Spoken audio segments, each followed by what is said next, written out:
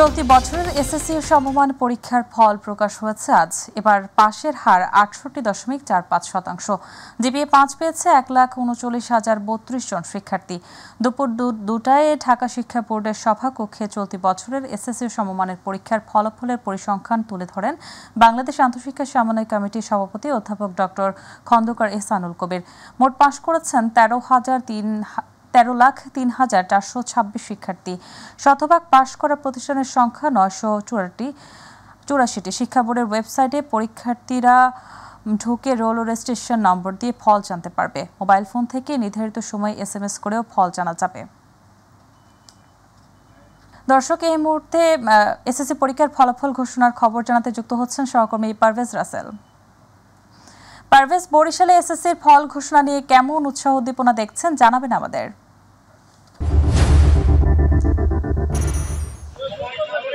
শাহিলী, যেমনটা জানাতে চাই, এই মুহূর্তে রয়েছে বরিশাল নগরীর সরকারি উচ্চ বালিকা মাধ্যমিক বিদ্যালয়। আপনি জানেন যে সারা দেশে আজ বরিশালেও এসএসসি সমমান মাদ্রাসা কারিগরি বোর্ডের কিন্তু ফল প্রকাশ করা হয়েছে। বরিশাল থেকে বরিশাল শিক্ষা বোর্ডের দুপুর ২টায় বরিশালের বোর্ড যিনি চেয়ারম্যান রয়েছেন প্রফেসর মোহাম্মদ ইউনুস আলী সিদ্দিকী, তিনি কিন্তু এই ফল সরাসরি ঘোষণা করেছেন এবং প্রতিটা শিক্ষা প্রতিষ্ঠানে কিন্তু অনলাইনের মাধ্যমে পাঠিয়ে দিয়েছে। আমি যে উচ্ছ্বাসিত রয়েছে, তারা ভালো ফলাফল করে এখানে উপস্থিত রয়েছে। আমি একটু জানিয়ে দিচ্ছি যে বরিশাল শিক্ষা বোর্ডের অধীনে এবছর মোট শিক্ষার্থীর সংখ্যা ছিল ৮৪,৩০৩ জন। এর মধ্যে ছাত্র সংখ্যা রয়েছে ৩৯,৩৩৫ জন, ছিল ৪৪,৯৬৮ জন। এবং বরিশাল বোর্ডে পাশের হার রয়েছে ৫৬.৩৮। আমি দু একজন শিক্ষার্থীর সাথে একটু কথা বলতে চাই। ভালো ফলাফল করেছেন, আনন্দ উল্লাস, অভিভাবক, শিক্ষক যারা, তাদের কাছে কৃতজ্ঞতা প্রকাশ করবেন। আগামীতে ভালো কলেজে এডমিশন নিতে পারবেন কিনা, প্রত্যাশা কি আপনাদের? ভালো কলেজে এডমিশন আর ভালো কলেজে পড়বো, এইটাই ইচ্ছা। আপাতত আমরা আমাদের এই পরীক্ষায় উত্তীর্ণ হতে পেরেছি, ভালো ফলাফল পেয়েছি, জিপিএ ৫ পেয়েছি, তাই আল্লাহর কাছে শুকরিয়া, আলহামদুলিল্লাহ। ইনশাআল্লাহ পরবর্তী পরীক্ষাগুলো যেন ভালো করতে পারি, তাই সবার কাছে দোয়া চাই এবং একটি ভালো কলেজে চান্স পেতে চাই ইনশাআল্লাহ। যেমনটা জানাচ্ছিলেন শালি, জানিয়ে রাখি যে শিক্ষার্থীরা একটা কথাই বলছে যে শুধু ভালো ফলাফল করেই সামনের আলোকিত ভবিষ্যৎ গড়া যাবে না। তাদের প্রত্যাশা হচ্ছে যাতে আগামীতে ভালো কোনো কলেজে তাদের প্রত্যাশিত যে সাবজেক্ট থাকবে সেই সাবজেক্ট অনুযায়ী যেন ভালো কলেজগুলোতে এডমিশন নিতে পারে, জীবন করতে পারে, নিরাপদে শিক্ষা জীবন শেষ করতে পারে এবং ভালো জায়গায় গিয়ে দেশের একটি ভালো অবস্থান তৈরি করতে পারে। তো এই প্রত্যাশাও রয়েছে আমাদের। তো আপাতত এই রয়েছে বরিশাল থেকে এসএসসি পরীক্ষার ফলাফলের সবশেষ তথ্য আমার কাছে। শাইলি, পারভেজ, আপনাকে ধন্যবাদ। জুলাই আগস্টে গণঅভ্যুত্থানে সংঘটিত মানবতাবিরোধী অপরাধের মামলায় নিজের অপরাধের দায় স্বীকার করেছেন সাবেক চৌধুরী আব্দুল্লাহ আল মামুন। ট্রাইব্যুনালের কাঠগড়ায় দাঁড়িয়ে তিনি তার লিখিত বক্তব্যে আদালতকে জানান, যারা এই অপরাধের সঙ্গে সম্পৃক্ত তাদের মুখোশ উন্মোচন করতে চান তিনি। এর আগে জুলাই আগস্ট গণঅভ্যুত্থানে সংঘটিত মানবতাবিরোধী অপরাধের মামলায় শেখ হাসিনা সহ ৩ জনের বিরুদ্ধে আনুষ্ঠানিক অভিযোগ গঠন করে আদেশ দেন আন্তর্জাতিক অপরাধ ট্রাইব্যুনাল। রাকিব হাসানের রিপোর্ট। জুলাই আগস্টের গণহত্যায় সাবেক প্রধানমন্ত্রী শেখ হাসিনা ও সাবেক স্বরাষ্ট্রমন্ত্রী আসাদুজ্জামান খান কামালের বিচার শুরুর আদেশ দিয়েছেন আন্তর্জাতিক অপরাধ ট্রাইব্যুনাল। সেই সঙ্গে আলোচিত এই মামলায় আগামী ৩ আগস্ট সূচনা বক্তব্য উপস্থাপন শেষে ৪ আগস্ট থেকে সাক্ষ্য গ্রহণের দিন ধার্য করেছেন ট্রাইব্যুনাল। বিচারপতি মোহাম্মদ গোলাম মর্তুজা মজুমদারের নেতৃত্বাধীন ৩ সদস্যের আন্তর্জাতিক অপরাধ ট্রাইব্যুনাল একে এই আদেশ দেন। এর মাধ্যমে শেখ হাসিনা সহ ৩ জনের বিরুদ্ধে আনুষ্ঠানিক বিচার শুরু হলো। সকালে জুলাই গণহত্যার মামলায় সাবেক পুলিশ মহাপরিদর্শক চৌধুরী আব্দুল্লাহ আল মামুনকে আন্তর্জাতিক অপরাধ ট্রাইব্যুনালে হাজির করা হয়। পরে চিফ প্রসিকিউটর জানান, জুলাই আগস্টের হত্যাকাণ্ডে রাজসাক্ষী হয়েছেন সাবেক আইজিপি চৌধুরী আব্দুল্লাহ আল মামুন। সেই সঙ্গে গণহত্যায় জড়িত থাকার কথা স্বীকার করেছেন তিনি। ২০২৪ সালের জুলাই আগস্টে সংগঠিত মানবতা বিরোধী অপরাধের দায়ে তদানীন্তন প্রধানমন্ত্রী শেখ হাসিনা, তদানীন্তন স্বরাষ্ট্রমন্ত্রী আসাদুজ্জামান খান কামাল, তদানীন্তন inspector general of police Chowdhury Abdullah Al মামুনের বিরুদ্ধে আনুষ্ঠানিকভাবে অভিযোগ গঠন করেছেন এবং আগামী ৩রা আগস্ট এবং 4 আগস্ট এই 2 দিন ওপেনিং স্টেটমেন্ট এবং সাক্ষীর পরীক্ষার জন্য দিন ধার্য করেছেন, অর্থাৎ ওই দিন সাক্ষ্য শুরু হবে। তৃতীয় আসামি চৌধুরী আব্দুল্লাহ আল মামুন সাহেব গ্রেপ্তার হয়ে আদালতে উপস্থিত ছিলেন। তাকে যখন অভিযোগ পড়ে শোনানো হয় এবং আদালত তাকে জিজ্ঞাসা করেন তাকে যে অভিযুক্ত করা আছে সেই ব্যাপারে তার বক্তব্য কী, তিনি তার দোষ স্বীকার করেছেন এবং তিনি বলেছেন তিনি একজন সাক্ষী হিসাবে এই যে ঘটনাটি মানবতা বিরোধী অপরাধ 2024-এর জুলাই আগস্টে হয়েছিল, সেই অপরাধের সমস্ত কিছু যেহেতু তার জানবার কথা, তিনি সমস্ত তথ্য আদালতকে উদ্ঘাটনের ব্যাপারে সহায়তার মাধ্যমে তিনি অ্যাপ্রুভার হতে চেয়েছেন এবং সেই প্রার্থনাও আদালত মঞ্জুর করেছেন। গত 12 মে জুলাই আগস্টের গণহত্যার ঘটনায় শেখ হাসিনার বিরুদ্ধে তদন্ত প্রতিবেদন দাখিল করেন তদন্ত সংস্থার কর্মকর্তারা। তদন্ত প্রতিবেদনে জুলাই আগস্ট গণহত্যার নির্দেশদাতা হিসেবে শেখ হাসিনার নাম উঠে এসেছে। হাসিনা ছাড়াও এই মামলায় অপর 2 আসামি হলেন সাবেক স্বরাষ্ট্রমন্ত্রী আসাদুজ্জামান খান কামাল ও সাবেক IGP Chowdhury Abdullah Al Mamun. Rakib Hasan, MyTV, Dhaka. BNP মহাসচিব মির্জা ফখরুল ইসলাম আলমগীর বলেছেন, গত 15 বছর ফ্যাসিবাদের রোষানলের শিকার হয়েছে সাংবাদিকরা। জাতীয় প্রেসক্লাবের ছাত্র জনতা গণ অভ্যুত্থানের সাংবাদিকদের ভূমিকা শীর্ষক আলোচনা সভা ও শহীদ সাংবাদিক পরিবারের সম্মাননা প্রদান অনুষ্ঠানে তিনি কথা বলেন। অনুষ্ঠানে জামাতে ইসলামী সেক্রেটারি জেনারেল অধ্যাপক মিয়া গোলাম পরর বলেন, এক ফ্যাসিস্ট গেলেও ফ্যাসিবাদ দেশ থেকে যায়নি।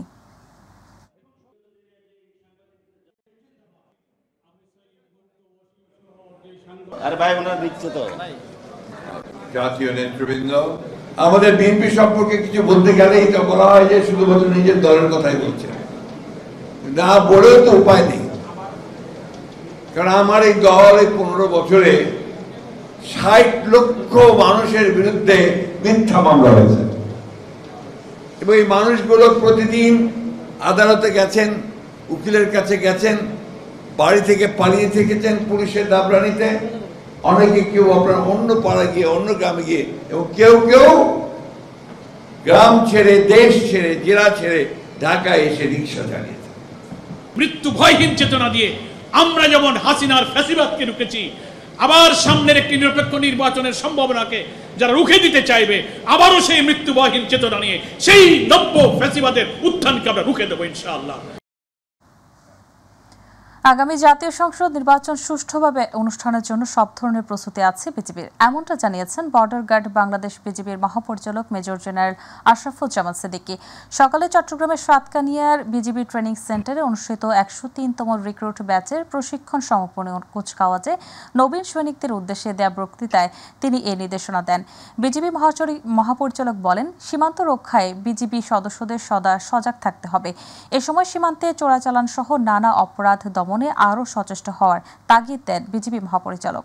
সীমান্তবর্তী এলাকাসমূহে সীমান্তের 8 কিলোমিটারের মধ্যে যে সকল ভোট কেন্দ্র থাকে সেখানে স্ট্রাইক ফোর্স হিসাবে বিজিবির নিয়োজিত হওয়ার সম্ভাবনা রয়েছে। তবে ভবিষ্যতে এটা নির্বাচন কমিশন বা সরকার যেভাবে দায়িত্ব দিবে সেভাবে আমরা দায়িত্ব পালন করব। তো এই ব্যাপারে এই ধরনের কোনো নির্বাচন কেন্দ্রে বা ভোট কেন্দ্রে যদি বিশৃঙ্খলা সৃষ্টি হয় কিংবা জনজীবনের নিরাপত্তার হানি ঘটে, সেজন্য শুধুমাত্র বিজিবি তো নয়, বিজিবির পাশাপাশি পুলিশ বাহিনী এবং আনসার, কোস্টগার্ড, সকল স্বরাষ্ট্র মন্ত্রণালয়ের অধীনে যেসব বাহিনী রয়েছে সকলকেই দায়িত্ব দেওয়া হয়েছে এবং এই সকলকে নিয়েই গতকাল এই মিটিংটি ছিল, যেটা মাননীয় প্রধান উপদেষ্টার সভাপতিত্বে স্বরাষ্ট্র উপদেষ্টা মহোদয় সহ এবং স্বরাষ্ট্র মন্ত্রণালয়ের সকল গুরুত্বপূর্ণ ব্যক্তিবর্গ সহ এই মিটিংটি হয়েছে। রাজনৈতিক দলগুলোর সাথে দ্রুততম সময়ে ঐক্যমত্য তৈরির মধ্য দিয়ে জুলাই সনদ তৈরি করাই কমিশনের লক্ষ্য, এমনটা জানিয়েছেন জাতীয় ঐক্যমত্য কমিশনের সহসভাপতি ডক্টর আলী রিয়াজ। সকালে ঐক্যমত্য কমিশনের সাথে রাজনৈতিক দলের ধারাবাহিক আলোচনার সূচনা বক্তব্যে তিনি কথা বলেন। সংস্কার নিয়ে কমিশনের সাথে রাজনৈতিক দলগুলোর দ্বিতীয় পর্যায়ের 11তম বৈঠকের এতে বিএনপি, জামায়াত, এনসিপি সহ বিভিন্ন রাজনৈতিক দলের প্রতিনিধিরা অংশ নেন। দিনের শুরুতে প্রধান বিচারপতি নিয়োগ ইস্যুতে চলছে আলোচনা। সূচনা বক্তব্যে আলী রিয়াজ বলেন, দলগুলোর সঙ্গে অনেক বিষয়ে ঐক্যমত্য হচ্ছে, সবার আন্তরিক প্রচেষ্টা থাকলে রাষ্ট্রের গুরুত্বপূর্ণ বিষয়ে একমতে আসা সম্ভব হবে। আমরা এই 3টি বিষয়ে আপনাদের বক্তব্য, আলাপ আলোচনা, আমাদের সকলের আলোচনার পরিপ্রেক্ষিতে কমিশন বারবার বসে বিভিন্ন বিষয়কে সুস্পষ্ট করার চেষ্টা করছে এবং সেই সুস্পষ্ট করার বিষয়গুলো নিয়ে আবার আমরা আসছি আপনাদের কাছে। আমাদের লক্ষ্য উদ্দেশ্য সুস্পষ্ট। আমরা চাই দ্রুততম সময়ে যেন সকলে মিলে এক জায়গায় আসতে পারে। সেদিক থেকে আজকের এই তিনটে বিষয় আমি আশাবাদী যে আমরা আজকে সম্ভবত এই বিষয়গুলোর একটা নিষ্পত্তি জায়গায় যেতে পারব। সেই আশা রেখে আবার সবাইকে ঐক্যমত কমিশনকে ধন্যবাদ জানিয়েছি। রাজধানীর তেজগাঁওয়ে প্রধান উপদেষ্টার কার্যালয়ে উপদেষ্টা পরিষদের বৈঠক শুরু হয়েছে।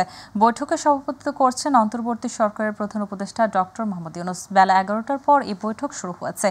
এদিকে আগামী ডিসেম্বরের মধ্যে ত্রয়োদশ জাতীয় সংসদ নির্বাচন আয়োজনের সার্বিক প্রস্তুতি সম্পন্ন করতে আইনশৃঙ্খলা রক্ষাকারী বাহিনীকে নির্দেশ দিয়েছেন প্রধান উপদেষ্টা।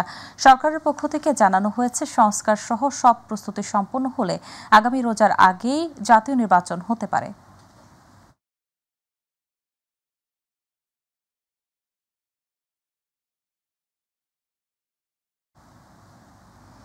গণপ্রতিনিধিত্ব অধ্যাদেশ সহ গুরুত্বপূর্ণ আরও কয়েকটি বিষয় নিয়ে অষ্টম কমিশন সভায় বসেছে নির্বাচন কমিশন। বৈঠকে গণপ্রতিনিধিত্ব আদেশ 1972 সহ বিভিন্ন আইনি সংস্কার বিষয়েও আলোচনা চলছে। সকালে রাজধানীর আগারগাঁও নির্বাচনী ভবনে অষ্টম সভা শুরু হয়েছে। সভায় সভাপতিত্ব করবেন প্রধান নির্বাচন কমিশনার এএম নাসির উদ্দিন। এছাড়া অন্য 4 নির্বাচন কমিশনার, ইসির সিনিয়র সচিব সহ ঊর্ধ্বতন কর্মকর্তারা উপস্থিত আছেন।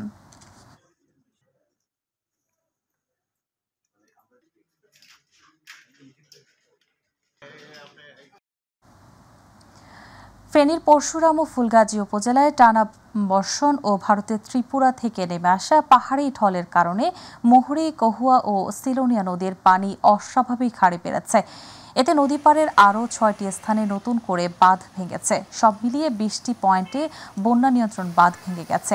এর ফলে প্লাবিত হয়েছে অন্তত 40টি গ্রাম। ফেনী পরশুরাম আঞ্চলিক সড়ক তলিয়ে যাওয়ায় পরশুরাম ফুলগাজীর সঙ্গে জেলা সড়কের সরাসরি সড়ক যোগাযোগ 3 দিন ধরে সম্পূর্ণরূপে বিচ্ছিন্ন রয়েছে। বুধবার রাতে সদর উপজেলা মোটবি ও ফরহাদনগর ইউনিয়নের কিছু অংশ এবং ছাগলনইয়া পৌর এলাকার দক্ষিণ 70 একাংশ, রেঞ্জুমিয়া, পাঠানগড়, মহামায়া ও মুহুরীগঞ্জ এলাকায় পানি ঢুকে পড়ে। পানি উন্নয়ন বোর্ড সূত্রে জানা গেছে, নদীগুলোর পানি বর্তমানে কিছুটা কমে বিপদসীমার নিচ দিয়ে প্রবাহিত হলেও পরিস্থিতি এখনও ঝুঁকিমুক্ত নয়। কুমিল্লার গোমতী নদীর পানি আরও বেড়েছে। প্লাবিত হয়েছে নদীর দুপাশের চর। বৃহস্পতিবার সকালে পানির লেভেল বেড়ে দাঁড়ায় 9.68 মিটার, যা বুধবার সন্ধ্যায় ছিল 8.8 মিটার। পানি উন্নয়ন বোর্ড কুমিল্লার নির্বাহী প্রকৌশলী খান মোহাম্মদ ওয়ালিউজ্জামান জানান, গোমতী নদীর পানি বিপদসীমার ছোঁয়ার আর মাত্র 1.68 মিটার বাকি আছে। এদিকে 24 ঘন্টায় কুমিল্লায় 86 মিলিমিটার বৃষ্টিপাত রেকর্ড করা হয়েছে বলে জানান আবহাওয়া অফিস কুমিল্লার ভারপ্রাপ্ত কর্মকর্তা মোহাম্মদ আরিফুর রহমান। আজ সকালেও কুমিল্লায় মুষলধারে বৃষ্টি হচ্ছে। নগরের নিচু এলাকায় জলাবদ্ধতা দেখা দিয়েছে। নদীর দুপাশের ফসলি জমিগুলো নষ্ট হয়ে গেছে।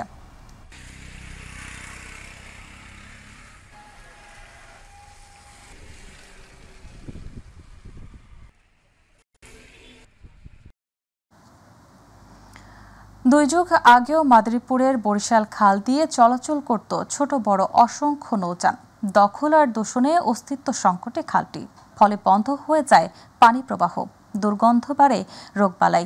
বৃষ্টিতে শহর জুড়ে সৃষ্টি হয় জলাবদ্ধতা। ময়লা আবর্জনায় ভরাট হয়ে যাওয়া খালের প্রাণ ফিরিয়ে আনতে খনন শুরু করেছে মাদারীপুর পৌরসভা। এতে খুশি এলাকাবাসী। প্রতিনিধি মাসুদুর রহমান সর্দারের রিপোর্ট। বিস্তারিত জানাচ্ছেন শামসুর উচ্ছ্বাস। দেখে মনে হতে পারে এ যেন কোনো এক ময়লার ভাগাড়। কুচুরিপানা আর আবর্জনায় বন্ধ পানির প্রবাহ। এটি এক সময়ের ব্যস্ততম মাদারীপুরের বরিশাল খালের চিত্র।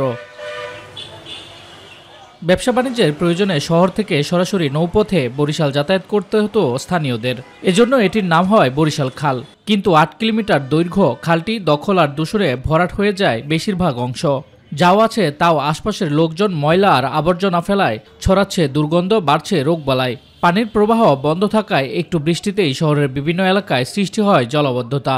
এই জনদুর্ভোগ কমাতে অবৈধ স্থাপনা উচ্ছেদের পর খালটি খননের উদ্যোগ নেয় কর্তৃপক্ষ। শহরের ইটের পুল থেকে কুমারনদ পর্যন্ত শুরু হয় কার্যক্রম। এতে খুশি স্থানীয়রা। খালটা ছিল তো মনে করো যে আবদ্ধ, এখন ভালো হয়েছে, পরিষ্কার করছে, পৌরসভার থেকে উদ্যোগ নিয়েছে, আমরা সবাই খুশি। গাছ-গাছালি সব মানে আগাছা ছিল অজস্র পরিমাণ, এটা পরিষ্কার হয়ে গেছে, এটা আমাদের অনেক। এই খালটা পুনরায় যেন কেউ দখল করতে না পারে, এইটাও সরকারকে নজরদারি রাখতে হবে। পৌরসভার উদ্যোগে এটি খননে জলাবদ্ধতা দূর করতে ব্যাপক ভূমিকা রাখবে বলে মনে করছেন কর্তৃপক্ষ। এই বরিশাল খালের উপরে প্রায় 200 থেকে 250 অবৈধ দোকান আমরা উচ্ছেদ করেছি। আবার কিছুদিন আগে আমি ওই রোডে গিয়েছি, দেখলাম যে আবার তারা আস্তে আস্তে বসার চেষ্টা করছে। আমরা আবারও সিদ্ধান্ত নিয়েছি এক নাগারে ওখানে মোবাইল কোর্ট চলবে। এই বরিশাল খালটাকে আমরা পুরোপুরি আগের চেহারায় ফিরে আনার চেষ্টা করব। কোনো অবৈধ দখলদার এই খালের উপর বসতে আমরা দিব না। প্রাথমিক পর্যায়ে মাদারীপুর পৌরসভার আওতাধীন খালটির অংশ খনন করায় ব্যয় ধরা হয়েছে 3,80,000 টাকা। শামস তাবরিজ উচ্ছ্বাস, মাই টিভি নিউজ ডেস্ক। এবার রক্তাক্ত জুলাই গণঅভ্যুত্থানের খবর।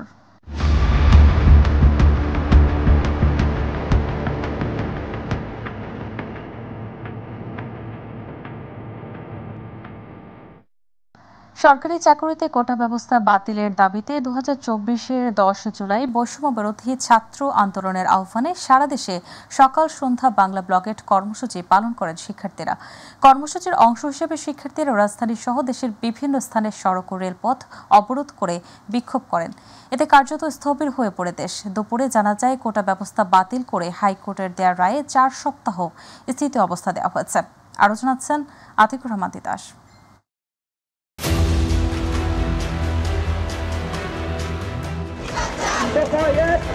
2024-এর জুলাইয়ে শুরু হওয়া কোটা বাতিলের আন্দোলন 10 তারিখে এসে বাংলা ব্লকেটের পরিধি বর্ধিত হয় সকাল সন্ধ্যা অবধি। নানা কর্মসূচির মাঝেই আদেশ হয় সুপ্রিম কোর্টের আপিল বিভাগে প্রধান বিচারপতি ও আওয়ামী লীগ নেতারা শিক্ষার্থীদের ঘরে ফিরে যাওয়ার আহ্বান জানান। তবে নির্বাহী আদেশের সংকট নিরসনের দাবি জানায় শিক্ষার্থীরা।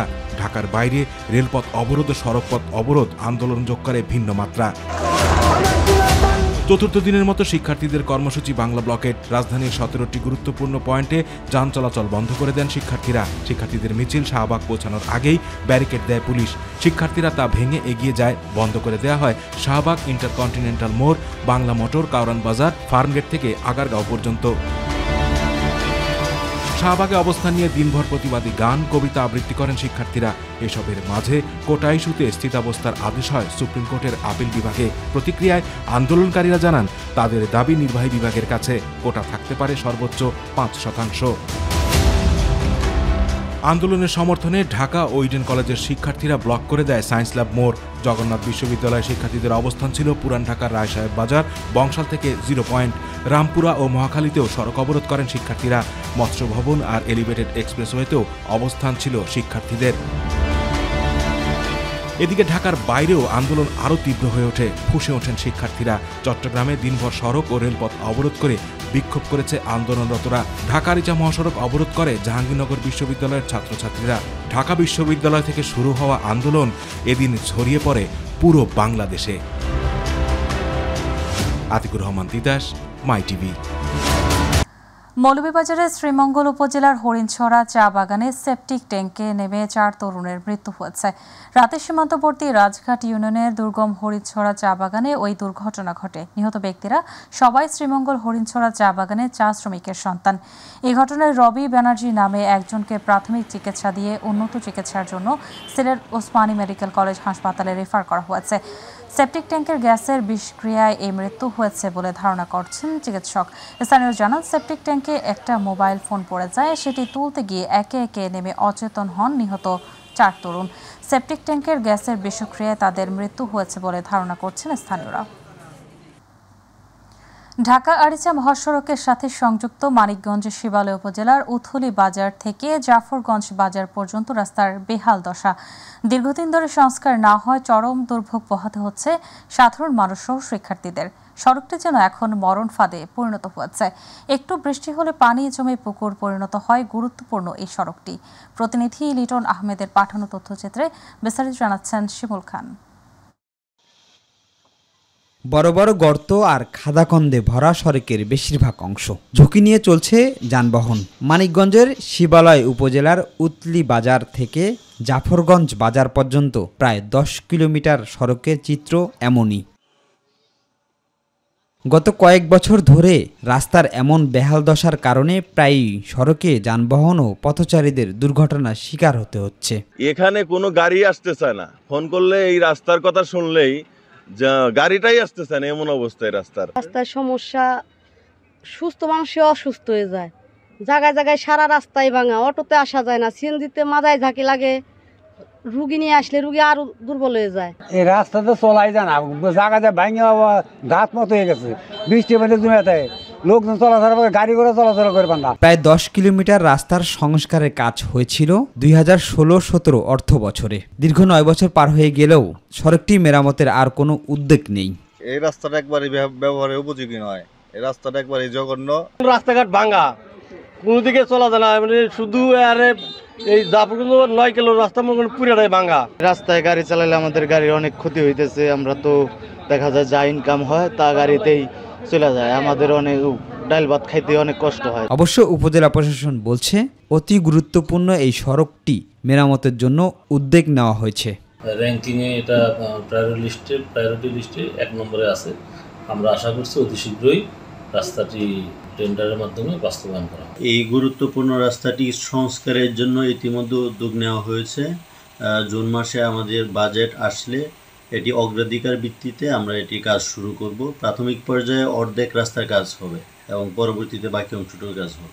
সাধারণ মানুষের প্রত্যাশা দ্রুতই সমস্যার সমাধান করবে কর্তৃপক্ষ। শিমুল খান, মাই টিভি।